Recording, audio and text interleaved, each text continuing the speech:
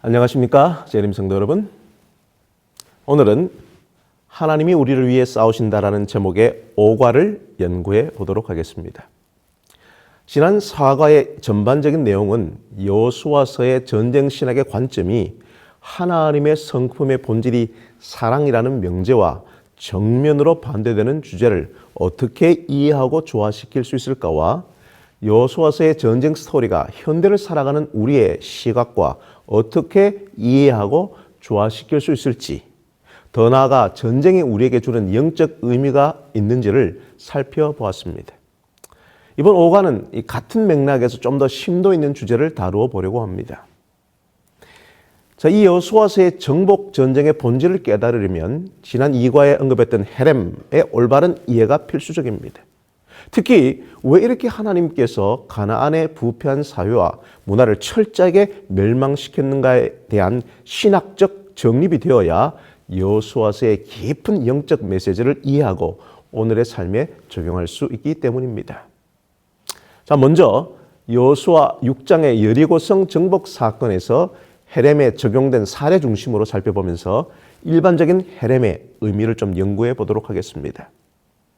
여호수아서는요, 신명기 20장 10절과 18절에 나타난 헤렘 전쟁 수칙을 실천하는 책이 바로 여호수아서입니다. 신명기에 두 가지 전쟁 수칙이 제시되는데요. 첫 번째는 가나안 족속에게는 일체 평화의 협상이 없이 진멸과 추방이 명령된 헤렘 전쟁 수칙이 적용됩니다. 두 번째는 비가나안 족속에게는 먼저 평화 협상을 제안하는 일반 전쟁 수칙이 적용되며 그 협상안을 상대가 거부하는 경우에는 전쟁을 하게 되죠. 여호수아 6장의 여리고성 정복은 가나안 족속에 속하므로 첫 번째 전쟁 수칙인 헤렘 전쟁의 규칙이 적용된 것입니다. 다 함께 여호수아 6장 17절과 18절을 좀 읽어보도록 하겠습니다. 이 성과 그 가운데 있는 모든 것은 여호와께 온전히 바치되 희생 라합과 그 집에 동거하는 자는 모두 살려주라. 이는 우리가 보낸 사자들을 그가 숨겨 주었음이니라. 너희는 온전히 바치고 그 바친 것 중에서 어떤 것이든지 취하여 너희가 이스라엘 진영으로 바치는 것이 되게 하여 고통을 당하게 되지 아니하도록 오직 너희는 그 바친 물건에 손대지 말라. 은금과 동철 기구들은 다 여호와께 구별될 것이니 그것을 여호와의 곳간에 드릴지니라 하니라. 본문 17절 여호와께 온전히 바치되와 19절 여호와께 구별될 것이니에 사용된 히브리어 헤렘은 그 뜻이 보여주시는 것처럼 본래 그 제의적 의미인 전적인 바침을 의미해요. 또한 이 헤렘은 진멸로 번역되기도 하는데 이 단어는 정복 전쟁에서 모든 전리품을 하나님께 바치는 행위를 지칭할 때 사용됩니다. 그때는 건물과 가축들을 불사르고 여성과 심지어 유아들도 포함하여 모든 사람을 진멸시켜버리죠. 자, 그런데 이 진멸로 번역하는 것과 이 바치는 것으로 번역하는 것은 상반된 개념이라고 생각합니다. 진멸이 부정적 개념이라면 바치는 것은 긍정적 개념이죠. 하지만 이 둘은 하나의 개념입니다. 즉 일반적 사용이나 접촉으로부터 하나님께 완전히 구별하는 것을 의미하기 때문이죠. 그러므로 헤렘은 11조나 다른 정례적이고 일반적인 봉헌물이 아니라 따로 특별하게 하나님께 영원히 바친 이 봉헌물을 의미하는 것입니다. 예를 들면 레위기 27장 21절과 28절을 보면 물을 수 없이 영원히 바친 토지나 가축과 같은 그 봉헌물, 또 레위기 27장 29절의 그 사람, 특히 출애굽기 22장 19절, 신명기 13장 12절 18절을 보시면 우상 숭배나 배교 등의 범죄로 사형 선고를 받은 사람들이죠. 여호수아 6장의 여리고성에 부패한 가나안 족속의 진멸이 바로 이 경우에 해당되기 때문에 무너진 성벽을 타고 군사들이 여리고성 안으로 들어가 사람과 가축 등 살아있는 모든 것을 온전히 헤렘으로 바치는 진멸 전쟁을 철저하고 신중하게 수행한 것입니다. 또한 모든 기물과 재산을 파괴하고 불살랐으며 다만 타지 않는 이 금속류는 여호와의 곳간에 옮겨 보관했다고 기록하고 있습니다. 또한 이 진멸, 이 헤렘 전쟁은 이 재산과 관련해서 몇 가지 양상으로도 나타나는데요. 여리고 성의 사례에서 보듯이 헤렘 전쟁에서는 원칙상 물건, 즉 금속류를 제외한 모든 것을 파괴와 소각하는 것을 관례였을 것으로 추정됩니다. 그러나 가장 이 높은 수의 헤렘으로 볼 수 있는 신명기 13장 12절에서 18절의 사례로 보면 우상 숭배를 한 이스라엘의 한 성읍에 대한 헤렘의 그 심판의 경우는 금속류도 허용되지 않았습니다. 한편 가축과 제사는 전리품으로 허용된 아이성과 같이 좀 수위가 낮은 헤렘도 성경에 발견되는데요. 이것은 이 신명기 6장의 약속 속에서 비춰볼 때에 이것은 이스라엘 백성이 누릴 보장된 특권이었습니다. 즉 그들은 성을 파괴하는 것이 아니라 내가 건축하지 아니한 크고 아름다운 성읍을 그대로 넘겨받았고 그 안에 있는 내가 채우지 않는 아름다운 물건이 가득한 집과 우물을 차지하게 되고 내가 심지 아니한 포도원과 감람나무를 차지하여 배불리 먹게 된 것이죠. 실제로 여호수아의 정복 전쟁은 일부 성읍만 번복으로 파괴하고 소각하고 모든 성을 고스란히 넘겨받아 점령하고 모든 전리품을 향유하는 양상으로 전개된 것입니다. 자, 그러나 여리고 성이나 아말렉 같이 헤렘 심판의 수위가 높은 대상의 경우에는 가축과 재산도 헤렘 대상으로 처분되는 것이 원칙이었던 것으로 보입니다. 자, 예를 들면 사무엘상 15장을 보시면 아말렉 족속의 경우 가축까지 진멸해야 하는데 가축을 아깝게 여기고 남겨둔 사울 왕이 심판을 받게 되죠. 다만 그런 경우라도 소각과 파괴가 힘든 금속류는 여호와의 곳간으로 옮겨 하나님께 바쳤던 것으로 보이는데요. 이것은 여호와께 구별되는 것, 코데시, 즉 성물로 취급되어 녹여서 성막, 성전의 시설에 재활용되었을 것으로 보입니다. 또한 헤렘으로 바쳐진 물건에 누군가 손을 댔다면 아간처럼 여호와의 전쟁 수칙을 어긴 것으로 이스라엘 진영이 오히려 바치는 것, 곧 헤렘으로 바친 바 되어 고통을 당하게 될 것이었습니다. 따라서 성에 있는 모든 것을 헤렘으로 온전히 하나님께 바쳐야 하는데 여호수아는 정탐꾼들과 맺은 생명 약조를 주지시키면서 여호와를 참된 하나님으로 인정한 라합과 그녀의 집에 속한 사람들은 모두 살려주라고 명령합니다. 바로 이 부분은 우리가 지난 2과에서 살펴본 하나님의 놀라운 은혜의 지점이며 우리의 선택과 결단의 중요성이 부각되는 매우 특별한 장면일 것입니다. 또한 헤렘은요, 일시적이 아닌 영속적으로 유효한 것이지요. 따라서 헤렘의 심판을 당한 대상을 누군가 복원시키는 그 행위는 허용되지 않았습니다. 신명기 13장 16절을 보시면 어떤 성이라도 헤렘 심판으로 무너진 성은 영구히 폐허가 되어 재건축에 금지되었습니다.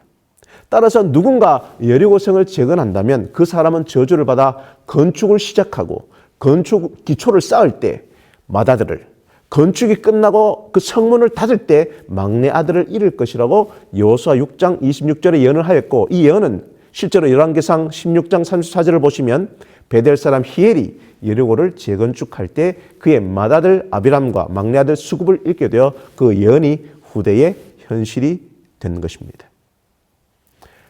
이제 여호수아 6장 27절은 여호와께서 여호수아와 함께 하시니 여호수아의 소문이 온 땅에 퍼지니라. 자, 이렇게 여호수아 6장은 전쟁 내내 여호와께서는 여호수아와 함께 하셨고 여리고 성의 기적적인 승리 및 헤렘 전쟁의 그 철저한 수행으로 인해 여호수아의 명성은 온 땅에 두루 퍼졌다고 보도를 하고 있습니다. 이것은 가나안 전쟁에 개시된 여리고 성의 처참한 패배로 인해 온 가나안 땅에 더 큰 두려움에 사로잡히게 되었음을 암시하며 여호수아 6장을 마무리하고 있는 것이죠. 자, 그렇다면 지금까지 살펴본 헤렘의 실체는 현대의 관점에서는 매우 불편하고 난감한 성경적 개념입니다. 이 헤렘 전쟁의 규칙들은 비그리스도인들에게는 기독교와 유대교에 대한 매우 주요한 비판거리죠. 어떤 사람들은 이런 전쟁을 지시한 구약의 폭력적인 하나님은 이스라엘 민족이 섬긴 광야의 깡패신에 불과했다고 비아냥거리기도 합니다. 기독교는 이미 초기교회 역사부터 이 주제에 관하여 심각한 문제에 부딪혔어요. 이 말시온이라는 이 이단자는 구약의 하나님은 잔인한 폭력의 여호와인 반면 예수님이 알려준 신약의 하나님은 사랑의 하나님이므로 교회는 구약 성경과 구약의 하나님을 모두 폐기해야 한다고 주장했습니다.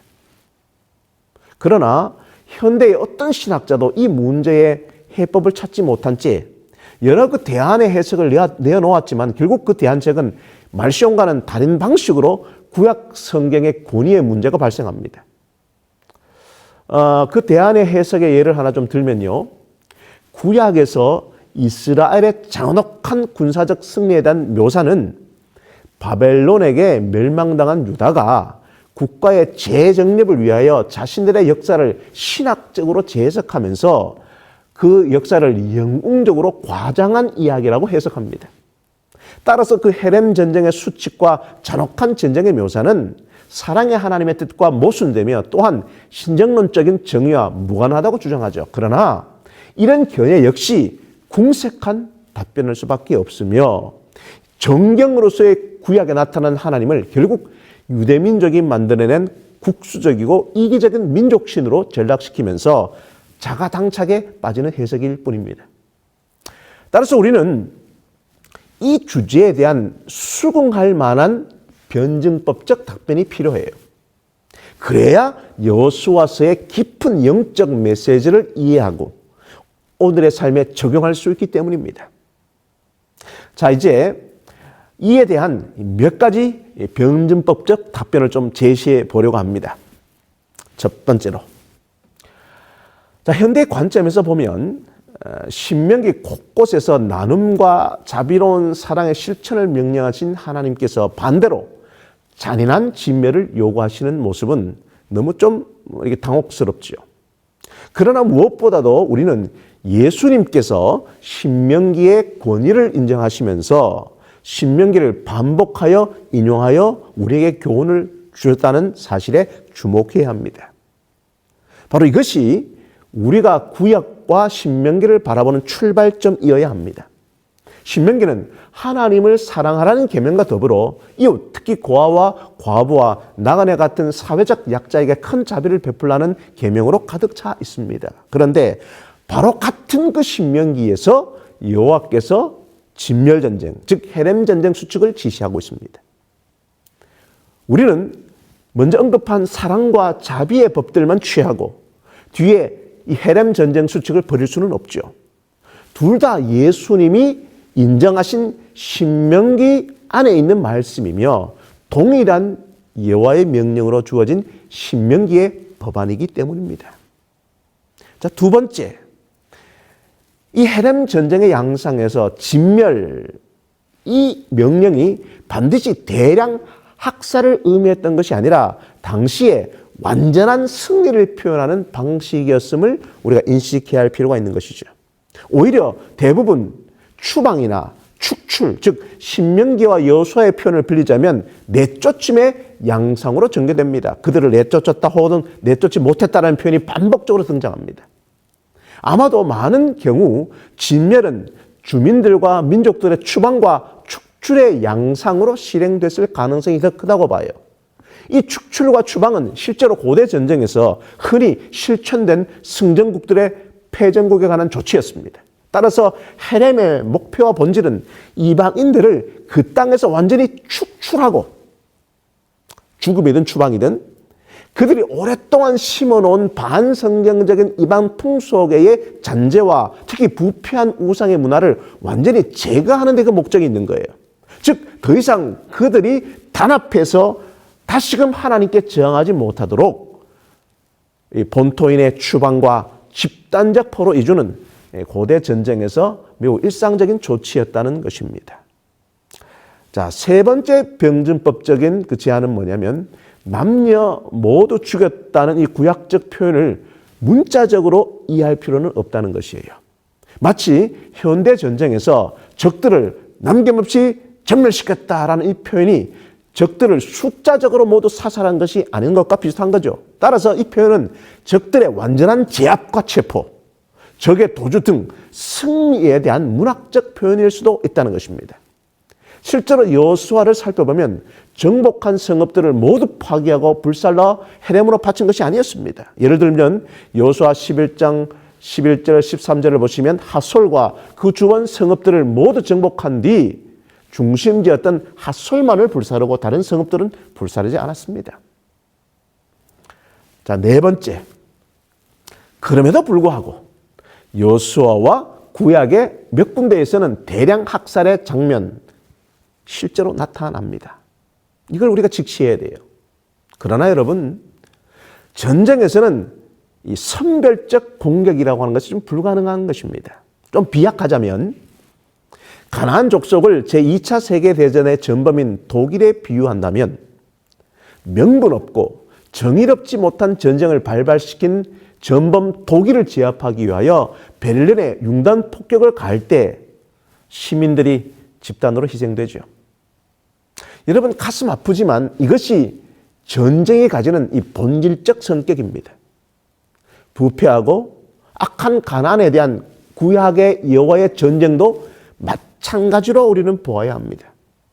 지금은 이 국제협약으로 무고한 민간인 살상을 최소화하고 있지만 원래 전쟁 중에 피치 못할 지역에 대한 전략적 폭격의 선별적 폭격이란 실제로는 불가능하기 때문이죠. 구약에서 가나안 족속은 하나님이 보시기에 사악한 부패한 민족들로 정죄를 받고 있습니다. 그들에 대한 전쟁을 비기독교인들이 어떻게 판단하든 성경의 관점에서 그것은 지극히 정당한 정의로운 전쟁이었어요. 따라서 그러한 전쟁에서 특정 성읍에 대한 살상은 피할 수 없는 것입니다. 하지만 이 모든 것을 고려한다 해도 현대의 전쟁 윤리관으로 고대의 전쟁 관행을 평가하는 일은 매우 민감하고 우리가 주의해야 하는 것이죠. 자, 다섯 번째 변증은 우리는 헤렘 전쟁은 하나님의 심판의 수단이었음을 반드시 기억해야 합니다. 가나안 전쟁은 약속의 땅을 언약 백성에게 선물로 주게 한 수단이었을 뿐 아니라 동시에 그 전쟁은 가나안 땅의 부패한 여러 민족에 대한 존엄한 하나님의 심판이었어요. 기독교인들이 뭐라고 하든 성경 전체에서 하나님의 심판은 언제나 정당했습니다. 그것은 인간의 전적인 부패와 타락으로 인한 결과였기 때문입니다. 심판은 인간의 죄로 인해 정당하게 실행되는 하나님의 공의로운 징계인 것입니다. 가나안 땅은 이스라엘 백성에게 선물로 약속됐지만 동시에 그 땅을 점령하기 위한 가나안 전쟁은 그 땅의 죄를 심판하시는 하나님의 헤렘 전쟁이었어요. 이것은 신명기 9장 5절에 명백하게 선언되며 확인되는 것입니다. 내가 가서 그 땅을 차지함은 내 공의로 말미암도 아니며 내 마음이 정직함으로 말미암도 아니요 이 민족들이 악함으로 말미암아 내 하나님 여호와께서 그들을 내 앞에서 쫓아내십니다. 여호와께서 이렇게 하심은 내 조상 아브라함과 이삭과 야곱에게 하신 맹세를 이루게 하려 하심이니라. 그러므로 하나님의 전쟁 개념 안에서 이 헤렘의 이해는 심판자로서 활동하시는 하나님을 생각할 때에만 온전하게 그 의미를 이해할 수 있는 것입니다. 이러한 관점에서 보면 이스라엘 정복 전쟁은 완전히 다른 성격이 드러나는 거예요. 고대 세계 그리고 오늘날에도 흔히 볼 수 있는 제국주의적 영토 확장의 목적에 전종하는 달리 가나안 정복 전쟁은 자신의 영광을 위한 것이 아니라 부패한 그 땅을 온전히 심판하고 그곳에 하나님의 정의와 평화를 세우기 위한 것이었다는 것입니다. 따라서 하나님의 전쟁 개념을 이해하는 핵심에는 하나님의 통치와 주권의 개념이 포함되어 있는 것이죠. 이런 하나님의 심판은 노아 때의 홍수와 소돔과 고모라의 멸망에서도 마찬가지였습니다. 그것은 인간의 전적 부패에 따른 하나님의 공의로운 심판의 결과입니다. 창세기 15장 16절을 보시면 가나안 족속들의 죄가 가득 차서 죄의 임계량을 넘어서 이스라엘의 군대를 동원한 하나님의 심판이 집행되었다고 말하고 있습니다. 무엇보다도 우리는 구약에서 노아 홍수 심판과 소돔과 고모라의 이 멸망에서 살아남은 사람들이 전혀 죄 없었음을 주목해야 합니다. 이때 우리는 하나님이 잔인하고 불공평하다고 항의할 수 있을까요? 아브라함은 소돔성을 구하려고 하나님과 반복적인 흥정을 한 바 있습니다. 그는 의인들이 조금이라도 남아있다면 그 성 사람들을 한 번에 진멸하는 하나님은 정의롭지 못하는 논리를 폈죠. 그러나 의인이 전혀 없다는 하나님의 답변이 돌아왔고 결국 진멸의 심판은 너무나 정당한 결정임이 확인되었습니다. 따라서 인간은 이에 대해 하나님께 항의할 자격이 전혀 없습니다. 이 심판의 관점에서 재앙은 선별적이지 않으며 남녀 모두에게 심지어 유아들도 해당되는 것이죠. 이런 맥락에서 가나안 민족의 멸절은 죄인들에 대한 하나님의 마지막 심판의 예고편으로 우리가 봐야 합니다. 다시 말하자면 가나안 족속이 추방과 축조를 넘어 완전한 진멸의 심판을 당한 이유는 은혜의 시간을 거절하고 회개를 결단하지 않아서 죄악이 가득 찬 것입니다. 바로 그들의 심각한 부패와 죄악 때문에 완전한 심판과 진멸을 당한 것이죠. 정리하자면 헤렘의 목적은 우상 숭배와 그것에 뿌리를 둔 이방 문화와 그 모든 잔재의 청산에 있는 것입니다. 진멸의 반대는 상생이죠. 혹은 공생입니다. 상생은 쌍방의 약조를 통하여 우호적 관계가 정립됨으로 시작됩니다. 하나님께서는 가나안 족속과 결코 상생이 불가능하다고 말씀하시면서 결코 그들과 어떤 언약도 맺지 말라고 신신당부하십니다. 그들을 불쌍히 여겨 그들과의 상생의 길을 택함으로써 그들의 사악한 문화가 이스라엘에게 침투해서는 안 되기 때문이죠.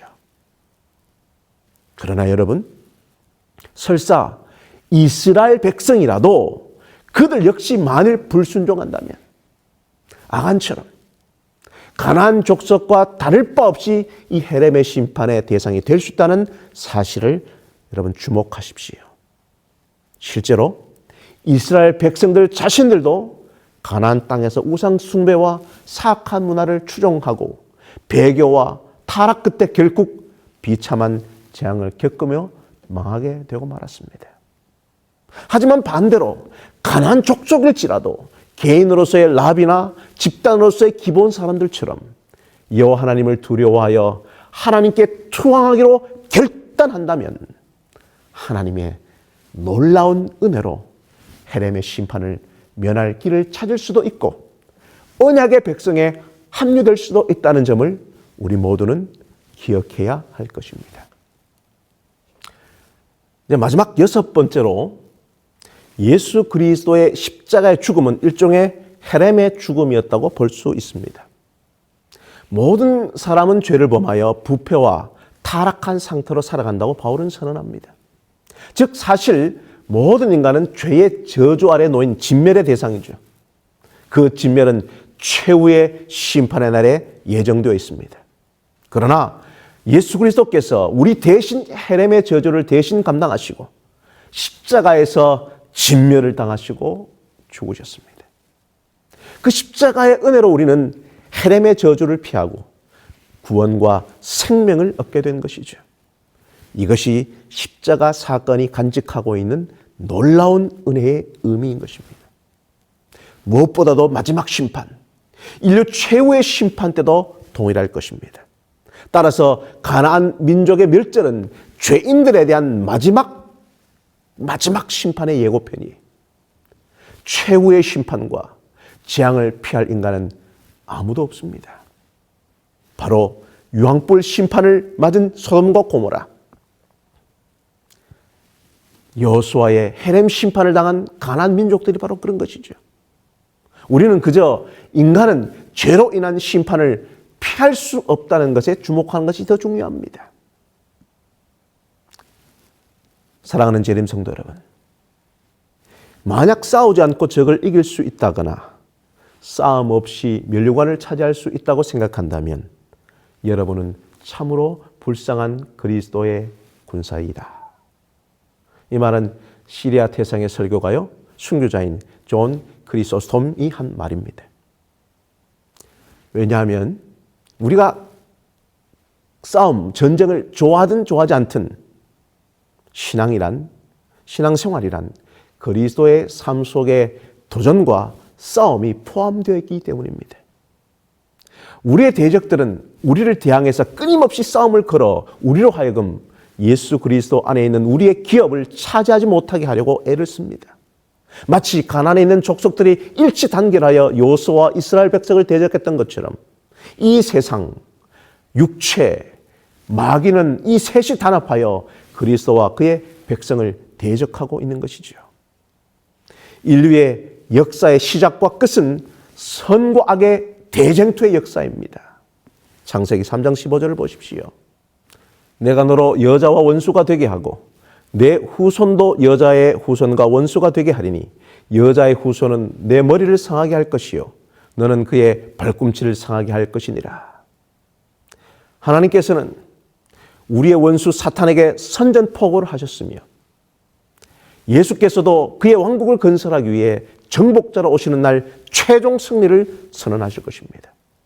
요한계시록 19장 11절에서 21절의 말씀입니다. 또 내가 하늘이 열린 것을 보니 보라 백마와 그것을 탄 자가 있으니 그 이름은 충신과 진실이라. 그가 공의로 심판하여 싸우더라. 그 눈은 불꽃 같고 그 머리에는 많은 관들이 있고 또 이름 쓴 것 하나가 있으니 자기밖에 아는 자가 없고 또 그가 피 뿌린 옷을 입었는데 그 이름은 하나님의 말씀이라 칭하더라. 하늘에 있는 군대들이 희고 깨끗한 세마포 옷을 입고 백마를 타고 그를 따르더라. 그의 입에서 예리한 검이 나오니 그것으로 만국을 치겠고 친히 그들을 철장으로 다스리며 또 친히 하나님 곧 전능하신 이의 맹렬한 진노의 포도주 틀을 밟겠고 그 옷과 그 다리에 이름을 쓴 것이 있으니 만왕의 왕이요 만주의 주로 하였더라. 또 내가 보니 한 천사가 태양 안에 서서 공중에 나는 모든 새를 향하여 큰 음성으로 외쳐 이르되 와서 하나님의 큰 잔치에 모여 왕들의 살과 장군들의 살과 장사들의 살과 말들과 그것들을 탄 자들의 살과 자유인들이나 종들이나 작은 자나 큰 자나 모든 자의 살을 먹으라 하더라. 또 내가 보매 그 짐승과 땅의 임금들과 그들의 군대들이 모여 그 말탄 자와 그의 군대와 더불어 전쟁을 일으키다가 짐승이 잡히고 그 앞에서 표적을 행하던 거짓 선지자도 함께 잡혔으니 이는 짐승의 표를 받고 그것의 우상에게 경배하던 자들을 표적으로 미혹하던 자라. 이 둘이 산채로 유황불 붙는 못에 던져지고 그 나머지는 말탄 자의 입으로 나오는 검의 죽음에 모든 새가 그들의 살로 배불리더라. 재림성도 여러분, 이 지점을 꼭 기억하십시오. 만약 기독교 신앙에서 전투적인 면을 제거해버린다면 여러분은 십자가도 버려야 합니다. 왜냐하면 예수님이 죄와 사탄을 이기신 것은 바로 십자가 위에서였기 때문이죠. 너무 많은 그리스도인들이 감상에 젖어서 평화와 선의만을 강조하고 죄에 대한 영적인 전투는 우리의 신앙생활에서 무시하고 있습니다. 이것은 곧 그들이 이미 그 전쟁에서 패배했으며 이제는 대적을 위해 일하고 있음을 의미하는 것입니다. 우리는 양떼를 해칠 준비가 되어 있는 난폭한 이리들에 대한 바울의 경고를 절대로 잊으면 안 됩니다. 사도행전 20장 28절 29절입니다. 여러분은 자기를 위하여 또는 온 양떼를 위하여 삼가라. 성경이 그들 가운데 여러분을 감독자로 삼고 하나님이 자기 피로 사신 교회를 보살피게 하셨느니라. 내가 떠난 후에 사나운 이리가 여러분들에게 들어와서 그 양떼를 아끼지 아니하며. 왜냐하면 에베소서 6장 10절에서 18절에서 명백하게 명시된 것처럼 그리스도의 싸움은 혈과 육에 대한 싸움이 아니라 영적인 영역에 있는 적들과의 싸움이기 때문입니다. 성도 여러분, 고린도후서 10장 3절과 4절을 또 보십시오. 우리가 육신으로 행하나 육신에 따라 싸우지 아니하노니 우리의 싸우는 무기는 육신에 속한 것이 아니요 오직 어떤 견고한 진도 무너뜨리는 하나님의 능력이라 모든 이론을 무너뜨리며. 우리가 대적들과 싸울 때 사용하는 무기도 영적인 무기들인 것입니다. 재림 성도 여러분, 사탄과 그의 부하들은 사람들을 이용하여 하나님의 교회를 대적하고 공격합니다. 만약 우리가 그리스도와 함께 서지 않으면 우리는 이미 그 전쟁에서 패배하는 것이죠. 예수 그리스도의 군대에는 중립이 없습니다. 마태복음 12장 30절에 예수님은 영적 전투에 대해 이렇게 말씀하십니다. 나와 함께하지 아니하는 자는 나를 반대하는 자다. 사도 바울도 그리스도의 삶에 대하여 말할 때에 에베소서 6장, 디모데후서 2장 1절, 로마서 13장 12절, 데살로니가전서 5장 8절을 보십시오. 사도 바울도 모든 것을 이 전투적인 이미지를 사용하고 있습니다. 따라서 우리는 이 부분을 절대로 무시해서는 안 됩니다. 성경의 핵심 주제는 곧 사탄과 죄에 대항하는 하나님의 거룩한 전쟁이기 때문입니다. 그러므로 선과 악의 대쟁투 사관으로 보시면 여호수아에서 보여준 이스라엘의 이 전쟁의 승리는 오늘날 우리들의 삶에 적용될 수 있는 영적 전투 및 승리에 대한 원리를 보여주고 있는 매우 중요한 메시지를 담고 있습니다. 이 원리는 우리가 이 세상에 살아가면서 어떤 영적인 도전에 직면하든 다 적용할 수 있는 원리죠. 그럼 이제 결론을 맺기 위하여 질문을 드립니다. 여러분, 누가 이 전쟁의 주인이십니까? 여호수아 10장 40절입니다. 이와 같이 여호수아가 그 온 땅 곧 산지와 네겝과 평지와 경사지와 그 모든 왕을 쳐서 하나도 남기지 아니하고 호흡이 있는 모든 자는 다 진멸하여 바쳤으니 이스라엘 하나님 여호와께서 명령하신 것과 같았더라. 여호수아 10장 42절입니다. 이스라엘의 하나님 여호와께서 이스라엘을 위하여 싸우셨으므로 여호수아가 이 모든 왕들과 그들의 땅을 단번에 빼앗으니라. 이 전쟁의 승리 이후 첫 번째는 여호수아가 이스라엘 하나님 여호와의 명령에 순종하였기 때문이라고 10장 40절에서 말씀하고 있습니다. 두 번째는 이스라엘 하나님 여호와께서 이스라엘을 위하여 싸웠기 때문이라고 42절에 가르쳐주고 있습니다.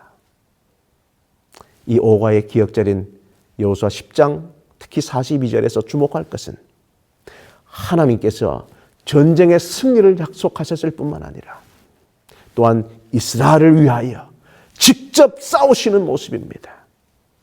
여호수아가 아모리 왕들과 구대들을 쫓을 때에 하나님께서 큰 우박 덩어리를 내리게 하심으로 그들이 죽었으니 이스라엘 자손의 칼에 죽은 자보다 우박에 죽은 자가 더욱 많았다라고 기록하고 있습니다. 여기서 더 유명한 사건 하나 더 나오는데 그것은 여호와께서 아모리 사람을 이스라엘 자손에게 붙이던 날에 여호수아가 태양아 너는 기본 위에 머무르라 달아 너도 아일론 골짜기에서 그리할지라고 요청하는 부분입니다. 그리고 태양이 중천에 머물러 서서 거의 종일토록 속히 내려가지 아니하였다라고 성경은 설명하고 있습니다. 이 기적적인 전쟁 장면을 통하여 여호수아서의 저자는 바로 이어 14절에 그의 기적적 의도, 그 기적의 의도를 정확하게 해석하여 전달합니다. 여호수아 10장 14절입니다. 여호와께서 사람의 목소리를 들으신 이 같은 날은 전에도 없었고 후에도 없었나니 이는 여호와께서 이스라엘을 위해 싸우셨음이니라. 우리는 이 표현을 통하여 여호수아의 저자는 우리로 하여금 최소한 한 가지를 분명하게 이야기를 원하고 있습니다. 이날에 전무후무했던 이 사건은 다름이 아닌 여호와께서 사람의 목소리를 들어주신 것이라는 것. 이것은 여호와께서 이스라엘을 위하여, 우리를 위하여 싸우셨다는 것의 분명한 증거로 제시되고 있습니다. 이 같은 표현을 10장의 결론절인 42절에 다시 반복함으로써 여호와께서 이스라엘을 위하여 싸우셨으므로 저자는 누가 이 전쟁의 주인인지, 누가 이 전쟁의 주도권을 가지고 있는지 이 분명한 신학적 교훈을 가르치는데 초점을 두고 있음을 우리는 알 수 있습니다. 그러므로 freedom is not free. 사탄의 끈질긴 죄의 유혹에서 참된 자유를 누리려면 공짜는 없어요. 지금 우리가 누리는 이 신앙의 자유와 평화 속에서 절대로 잊지 말아야 합니다. 누군가가 우리를 위하여 칼을 들고 그 대가를 치렀다는 것을, 누군가가 우리를 위하여 피를 흘렸다는 것을, 우리 모두 우리의 죄악을 물리치기 위하여 칼을 뼈 손에 들고 우리 앞에 마주서 계신 군대 장관을 바라보시게 되기를 바랍니다. 십자가에서 우리를 위하여 끝까지 싸우신 예수님을 바라보게 되기를 간절히 바랍니다. 이제 우리도 이 영적 싸움을 두려워하지 말고 죄의 권세와 싸울 때에 피 흘리기를 두려워하지 말고 여호와 하나님의 명령에 담대하게 순종하고 끝까지 싸워 나가기를 간절히 바랍니다. 평화의 왕이신 주님을 우리의 삶의 대장으로 우리가 선택했다면 승리는 이미 우리의 것입니다. 아니, 나의 것입니다.